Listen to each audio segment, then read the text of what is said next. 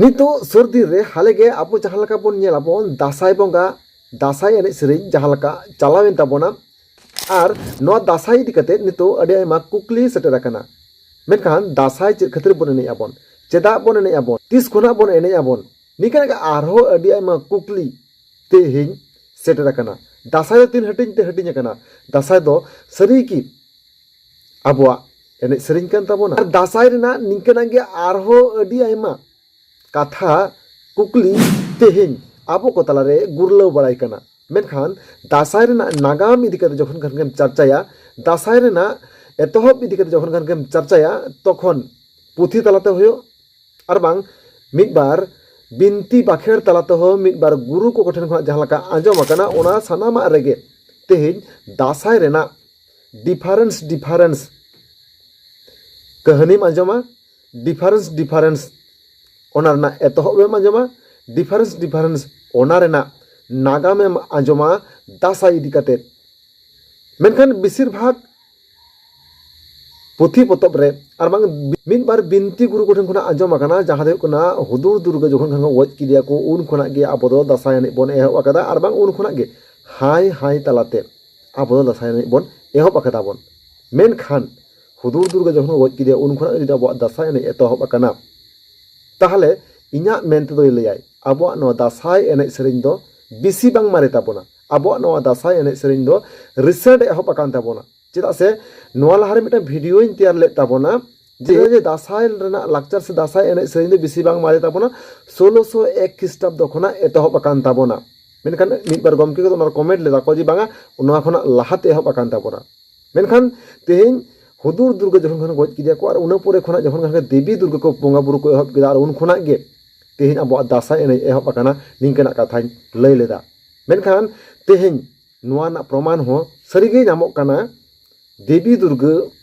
जखन खान गे बोंगा बुरु को एहब किदा आर उन खना गे आबो दासाई एने बोन एहब आकादा निंकना मिटा प्रमाण निंकना मिटा पुथि तलारे पतब तलारे नामक खाना मेनखान सरिगी तेहिं देवी दुर्गा जखन खान गे हुदुर दुर्गा गज किदियाय उना पोरे खना गे आबो दासाई एने बोन एहब आकादा निंकना कुकली हिजुक काना आर ओना लगा तेहिं खंद्रन तलाते नागाम तलाते आबो बाड़ाय रना बोन चेष्टाया बोन तेहिं सरिगे दासाई एने तिस कोना एहब लेन ताबोना मेनखान तेहिं इन जहां तथ्य को आपे को सामांग रिन सामांगा नोआ तथ्य को तिनटा जथातो काना से बांग जथातो काना नोआ इदि कते बाज बिचार ना अंगीबार दो आपे नेनेलिया को आर तेहिं आपे को बाज बिचार कते नो वीडियो नो कमेंट बॉक्स रे कमेंट कते लई ताबोन पे ओका दो जथाता आर ओका दो बांग आर तेहिं आ वीडियो तलाते जहाय गमके को पुथि पतब इदि कते नोडे कथाई लई रकाबा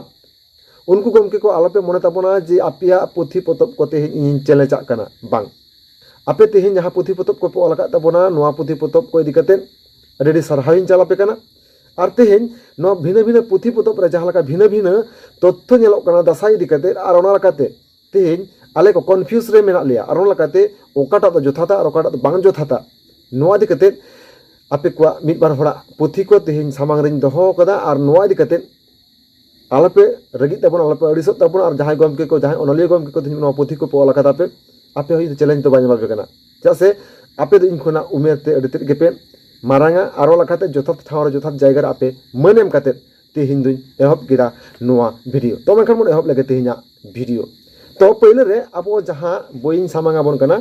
नोआ जहां बोई रेना कवर पेज जहां ओरेज कना जदियो नोआ नेल लेखान पे बुझ दरे कना ओका चेद बोई कना नेल ताबोन पे हे नोआ बोई दो जाहिर बोंगा संताड़ को नोआ जहां बोई कना नोआ बोई रेना मिदबार कथा नोआ वीडियो तलाते लई ताबोना जहां दो कना रामेश्वर मुर्मू गमके ओला कदाय नोआ रे जहां लका एतहब रे लई कदा दासाई इदि कते जहां दो कना मिद साई इरलगेल एआई पेज रे जहां लका मेना से एआई साकाम रे जहां लका मेना ओंडे ओल कदाय जे नोआ रेना ऑक्टो दो दिकु हड़ को उनी देवी दुर्गा आ बोंगा को एहब महा हिलो खना उनिया बिदय महा हिलो से हबी दुर्गा बोंगा एतहब खन सांताड़ कोदो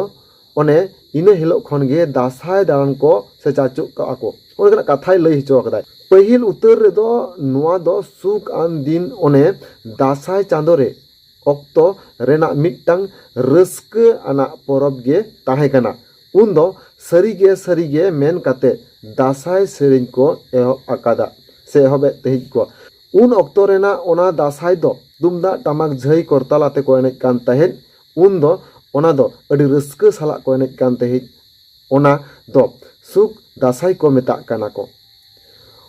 उन अक्तो रेना मिटांग सेरेñ आर उन अक्तो रेना गे मिटांग सेरेñ नोडे ओला कदाय सरीगे सिंगी सिंग सिंगी निंदे सेंगेल दा दय जड़ीके एहो मानवा अबिन दो ओकारे बिन उमुल उकुलेन सरीगे सिंगी सिंग सिंगी निंदे सेंगेल दा दय जड़ीले एहो अलिंग दो टेवेज बुरु लातार लिंग उमुल उकुलेन आदो नोडे जहां लका नुई रामेश्वर गमके जहां नोआ पतब तलाते सामांगा कदाय नोडे दो लई हचोयदा जे जखन खाने उनको देवी दुर्गा जखन को बंगा बुरु वाया को उन खोना माने एतहब खोना विदय महा धरिते अब दासाय बन एने आबन नोआ कथा नोडे साब रकाब कदा आदो गमके नोडे जहां कथा को साब रकाब कदा नोआ इदि कते जहां लका लई तबना जे लाहा वीडियो रे लई ले तबना दासाय रेना कथा देवी दुर्गा आ बंगा बुरु से देवी दुर्गा जहां को पूजेवाय का नोआ जदि बन नेलाबन अब गुगल रे पे सर्च दाड़िया तबना 1601 ख्रीष्टाब्द खोना दुर्गा पूजा एतहब अकाना से बंगा बुरु एतहब अकाना ओना मिटन राजा जहां कंस नारायण नुये बंगा बुरु लदाय मेनखान झतो दिकु से झतो बांगाली दो बांको एहब लदा राजा फास्ट 1601 ख्रीष्टाब्द खोना एहब अकादाय आदो नोडे जहां लका नुई रामेश्वर गमके लई कदाय नोआ लका जदि बन नेलाबन जे सरीगे ताहाले 1601 ख्रीष्टाब्द खोना गे पालेन आबो दासाय एनेज दो एहब लेन ताबोना आर ओने जहां लका सुख दासाय रेना जहां मिटांग सेरेñ लई कदा ओनाई लैया बोना ओना दो हुयुग कना जखन उनकिन मानवा किन जखन लिटे गोसाई साउते किन ताहे कना किन हास हसली चले सांग दो जखन बाकिन ताहे उन दो बांग जखन लिटे सांकिन ताहे कना जखन खान के सेंगेल दा जड़ी किदा उन समय ना नोआ सेरेñ गे ओंडे जहां लका आर लैया बोन कन गे सरीगे सिंगी सिंग सिंगी निंदे सेंगेल दा दो जड़ी ले एहो मानवा अबिन दो ओकारे बिन उमुल उकुलेन माने लिटे कुली किनाय उनकिन मानवाय कुली किनाय सिंगी सिंग सिंगी निंदे जहां लका सेंगेल दा जड़ी किदाय अबिन दो ओकारे बिन उकुलेना नोआ कथाय लई हचो कदे मेनखान नोआ खोन आरहो मारांग रेना कथा नोडे जहां लका गमके लई हचो का तबनाय जे सरीगे लई कते सेरेñ को एतहब अकदा ओना दो सुख दासाय रेना सेरेñ मेनखान ओना खोना आरहो नागाम जहां लका लई कनाय आबो मा नागाम सेरेñ तलाते जहां लका नागाम मेना तबन ओना खोना आरहो लाहातना मेना सेरेñ रेना कथा नोडे संधान ᱧᱟᱢᱚᱜ कना जहां दो हुयुग कना बारिया पिया बोय इन नोडे सामांग रे अगुआबन कना नोआ बोय हो तीना पेज रे हेना तीना पेज रे बनुआ नोआ हना होन लिया बना नोआ कोरे खोना तुनखी तलास कते नेल तबन पे नोआ खोना आरो मारांग जहां दो कना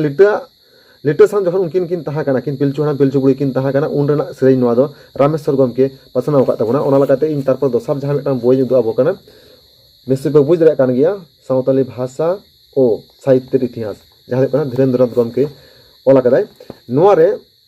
जुदी बन नेला 135 पाता रे जहां लकाय ओला कदाय जी हाय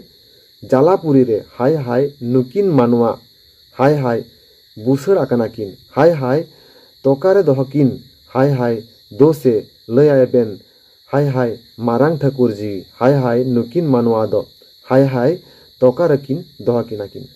उनी कथाटा जहां नोडे मिटांग हेना तारपरे दोसार आर मिटांग बोय जहां आर मिटांग उदु आबन कना नोडे दो नोआ बोय दो हुयुग कना ओय नेल ताबन पे नोआ बोय ना nyutum हुयुग कना खेरवाल समाज रे गढ़न नोआ रे दो को ओलका हाय सिंगी सिंग सिंगी निदे हाससली चेने दो किन रदन आकात हाय चेते लगित गुरु किन रदन आकात रे हाय मानवा लगित गुरु किन रदन आकात रे हाय दल चेतान रे गुरु किन चिपिया कान गुरु किन चिपिया कान हाय दल चेतान रे गुरु किन तुपुक कान हाय गुरु किन तुपुक कान हाय दल चेतान रे गुरु किन बेबले कान हाय गुरु किन बेबले कान नोआ पुथि रे जहां लका माने खेरवाल समाज रे गढ़न जहां दो हुयुग कना कृष्ण हेम्ब्रम गमके ओला कदाय ओना परे आर मिटटांग नोडे पुथि सामांगा बन कना जहां पुथि दो हुयुग कना चेक कना हर सेरेñ रे हापराम को दर्शन नोआ दो ओला कदाय कालीपद हेम्ब्रम गमके ओला कदाय नुई हो नोआ पुथि रे जहां ओला कदाय ओना सेरेñ गे ओला कदाय हाय जहां खेरवाल समाज रे गढ़न नोआ पुथि जदि पे पंजाय ताबोना 1 नंबर पेज रेगे नोआ सेरेñ दो मेना आर नोआ जहां हुयुग कना हर सेरेñ रे हापराम को दर्शन नोआ पुथि रे दो हेना 108 पाता रे मेना नोडे दो को ले हचो कदा हाय सिंगी सिंग सिंगी निदा हास हसले चेड़ा दो किन ᱨᱚᱫᱚᱱ ᱠᱟᱱ ᱦᱟᱭ ᱦᱟᱭ ᱪᱮᱛᱮ ᱞᱟᱹᱜᱤᱫ ᱜᱩᱨᱩ ᱠᱤᱱ ᱨᱚᱫᱚᱱ ᱠᱟᱱ ᱢᱟᱱᱮ ᱚᱱᱟ ᱥᱮᱨᱮᱧ ᱜᱮ ᱡᱟᱦᱟᱸ ᱠᱷᱮᱨᱣᱟᱞ ᱥᱚᱢᱟᱡᱽ ᱨᱮᱭᱟᱜ ᱜᱚᱲᱦᱚᱱ ᱱᱚᱣᱟ ᱯᱩᱛᱷᱤ ᱡᱟᱦᱟᱸ ᱥᱮᱨᱮᱧ ᱚᱞ ᱦᱮᱱᱟᱜᱼᱟ ᱚᱱᱟ ᱟᱨ ᱥᱟᱱᱛᱟᱞᱤ ᱥᱟᱦᱤᱛᱛᱚ ইতিহাস ᱱᱚᱣᱟ ᱨᱮᱦᱚᱸ सेम एक ही सेरेंगे ऑल में और बांग रामेश्वर हेम्ब्रम गमकिया जहाँ जाहिर बंगा सानतार को नोआ रहो नेल ताबन पे नोआ रहो जुदी बन नेलाबन तीन पत्ता छय पत्ता रे ओला कना हाय हाय जालापुरी रे हाय हाय दा चेतान रे हाय हाय सिरम दंधी रे हाय हाय मनमी किन जानामेन हाय हाय नुकिन मनमी दो हाय हाय तोकारिन दोहकिन नोआ रहो हाय हाय कथा दो उल्लेख कदाय रामेश्वर मुर्मू गमके आदो नोंडे दो कथा दो नोंका जहाँ लका नोंडे जाहिर बंगा सानताड़ कोरे जहाँ पुथी रे जहाँ लका मेना जे लहा दो सुख दसाई ताहे कान ताबोना हेसे आदो ना सुख दशा ना जहाँ सेरेंग दो लई करा जखन लिटे सावते जखन उनकिन पिलचु हाड़ा पिलचु बुड़ी किन ताहा कना आर बांग जखन सेंगेल दा जड़ी ले एयाई सिन याई निदा उन समय गे कुले लेकिन ओकार बिन ताहा कना एहो मानवा हेसे नोआ कथा दो उनकिन पिलचु हाड़ा पिलचु बुड़ी कुली किना को मेखान ओना लहा ना जहाँ सेरेंग उनकिन हास हसिल चढ़ा किन रा रधन जंग कना ओकार किन बेलेया किन से ओकार किन तुके किन ओना ना कथा ओना दासाई सेरेंग तलाते तेहेन बाड़ाय ᱧᱟᱢᱚᱜ कना ताहले तेहेन नोंकना जहाँ सेरेंग तलाते आबो सानाम को बन बाड़ाय जाय आबो सान्ताड़ सावता रेना नागाम दो सेरेंग तलाते थुती तलाते आर बांग बिनती बाखेर तलाते मेना ताबोना नो सानाम हर गेबोन बाड़ायाबोन मेनखान जहाँ तेहेन सेरेंग को ᱧᱟᱢᱚᱜ कना नोआ सेरेंग को ᱧᱟᱢ काते तेहेन आदो बोन लयाबोन जे सुख दसाई मेनते आर मिटान दसाई ताहे कान ताबोना पालेन दसाई रेना एतहब खना गे हाय हाय काते गे मेना ताबोना आदो तेहेन नोंडे जहाँ लका रामेश्वर गमकिया जहाँ ना पुथी रे ᱧᱟᱢ मेना नो पुथी खना तेहेन कन्फ्यूज बुझे कना से दसाई तेहेन जहाँ लका बार हटिन ते हटिन ना कथाय लई ताबोना सुख दसाई आर बांग दुख दसाई सरी की तेहेन सुख दसाई आर बांग दुख दसाई ताहे कान ताबोना तेहेन नो कुकली हिजुक कना जुदी सुख दसाई आर बांग दुख दसाई ताहे कना ताहले एटा एटा पुथी रे तेहेन जहाँ दो हुयुक कना हांस हंसली चेड़े जखन किन रा रदन जंग कना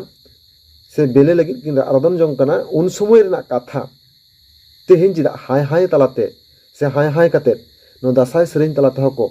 उदुग सदर से छटियर सदर कदा को आर बांग रामेश्वर मुर्मू गमकिया जहाँ नो पुथी रहो मनमी सिरजन रेना जहाँ कथा से धरती सिरजन जहाँ कथा ओंडे ओंडे हो ओना हाय हाय कथा दो मेसा मेना ताहले सरीगे नोआ की पहले खना के सरीगे ताहे कान ताबोना आर बांग ओंडे रामेश्वर मुर्मू गमके आर जहाँ मिटान कथाय लई हचो कदा तुमदा टामाक आते चे को लई जे तुमदा टामाक झई करताल आते दसाई को एनेज लेना तेहेन निंकना मिटान सेरेंग दसाई रेना निंकना मिटान सेरेंग हेना की तेहेन जहाँ नोडे मिटान दसाई सेरेंग जुदी बन आंजमा अदमा पाताल रे गुरु हो भुवंग साड़ी कान सेरमा सड़क रे गुरु हो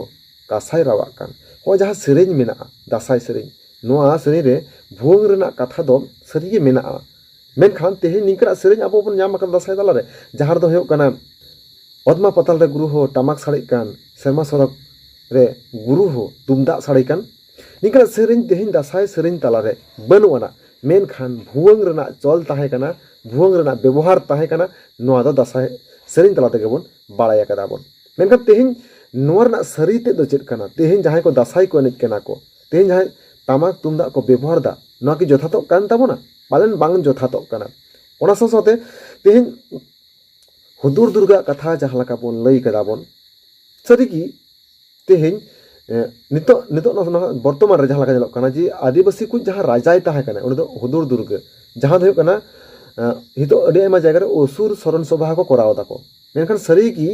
तेहेन आदिवासी को राजाय ताहे कनाय हुदुर दुर्गा और जहाँ को तेहेन गज केदे खातिर ते तेहेन आबो शरण सभा बन करावदा और बांग तेहेन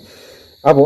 दासाई एने हो उन खना गेबन करावदा जहाँ लका तेहेन आबो नागाम तलाते बिनती बाखेर तलाते बन आंजम आकदा मेनखान तेहेन आबो लई ताबन बेसे आदिवासी मुद रे से आदिवासी गोष्ठी को भीतर रे जस्ती खन जस्ती तेहेन दासाई को एने कना सान्ताड़ गे आदिवासी भीतर आर एटा को जहाँ मेना को नुकु तेहेन दासाई बाको एने कना ताहले की तेहेन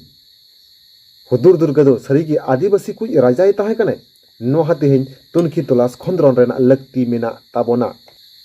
ओना साथ तेहेन मुचाद रे नोआ कथा गेइन लैया तेहें जहाँ दुर्गा पूजा साथे आबो दासाय एनेज बन मेसाय दाबन बां दुर्गा पूजा तिस खन एहबक काना दासाय उना हलो खना एहबक काना नोआ जहाय बन लैदा पालेन नोआ दो बांग जथातक कान ताबोना जैसे तेहें आबो मिदटां नागाम जुदि बन नेलाबन तेहें मिदटां गिद्रा जखने जानामोआय जानाम लाहार दो उनि दो बाबो nyutumai kana चेदा से बाबो नेला कादिया कोड़ा गिद्रा जानामोक काना से कुड़ी गिद्रा जानामोक काना जखन खाने जानामोक काना कुड़ी गिद्रा खान कुड़ी गिद्रा लकाना बन nyutumा दिया कोड़ा गिद्रा कान खाने कोड़ा गिद्रा लकाना गे बन nyutumा दिया ठीक अनका गे तेहें जहाँ दासाय चांदो बन ललई काना नोआ दासाय हो पालेन आगे दासाय होये काना तारपरे तेहें दासाय चांदो बन nyutum akada मेनखान तेहें चांदो तो पालेन पहलेते बांग बन nyutum akada आगे दासाय एनेज होये काना तारपर दासाय चांदो बन nyutum akada बन तबे खान नोआ को दिकते आपिया मतामत चेक काना होनगान कन्फ्यूज आर बांग तेहें रामेश्वर मुर्मू गमकिया जहाँ पतब जाहिर बुगा सान्तार को नोआरे जहाँ लका ऑल मेना दासाय रेना बार हटिंग सरी के तेहें बार हटिंग ते हटिंग काना तेहें जहाँ नोडे पुनिया पतब इन देखा बना पुनिया पतब रे जहाँ लका कथा को लई हिचो कदा जहाँ ससले चेड़ेया राग रदन रेना कथा ओना हो दासाय सेरें रेगे मेना हाय हाय काते हेसे मेनखान तेहें नोडे खना बुझे काना पालेन सुख दासाय आर दुख दासाय रेना तफात दो बांग ताहा काना दासाय दो मिदटां गे ताहे कान ताबोना आर ओना लकाते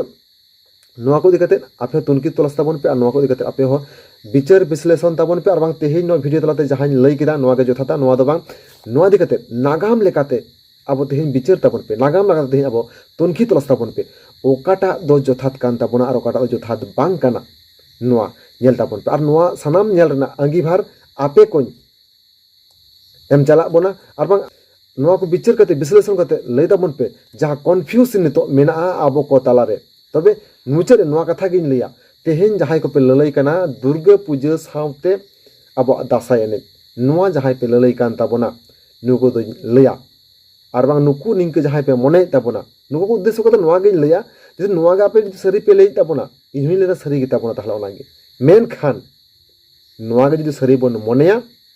ताहले आबो तेहें नागाम नेल ताबोन पे 1601 ख्रीष्टाब्द खना दुर्गा पूजा एतहब आकाना आर ताहले 1601 ख्रीष्टाब्द खना गे आबो दासाय एनेज एहब आकाना